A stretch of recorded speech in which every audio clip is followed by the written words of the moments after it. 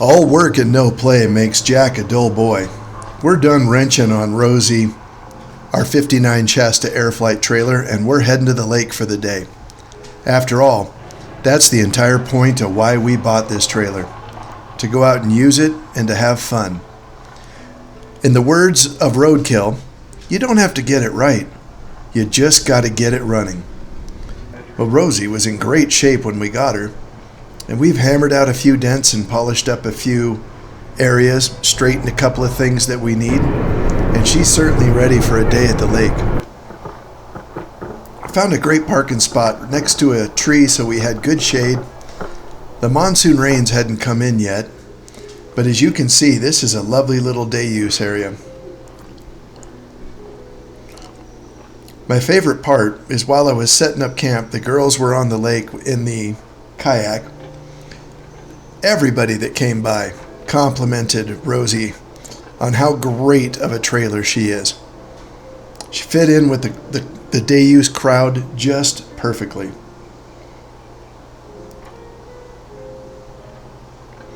We had minimal camp to set up today.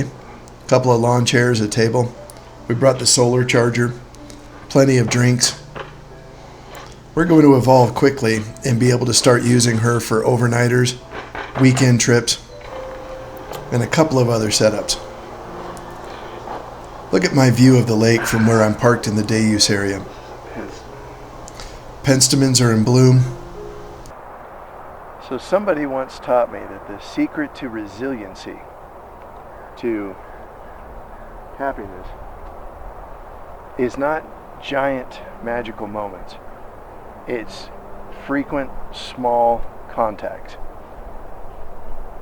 Do things to make yourself happy, thus resilient, every day, multiple times a day if possible. Don't spend 50 weeks in a year getting knots in your rope, only to spend $8,000 on a European vacation thinking you're going to work them all out. I see so many of these vintage trailers just sitting around, or people just wrenching on them endlessly. We're refurbishing this for the point of this today. I'm out here at the lake. Monsoon clouds are rolling in. We might get rained out in a little bit. There's just no downside to these small, frequent weekend, overnight, day trips.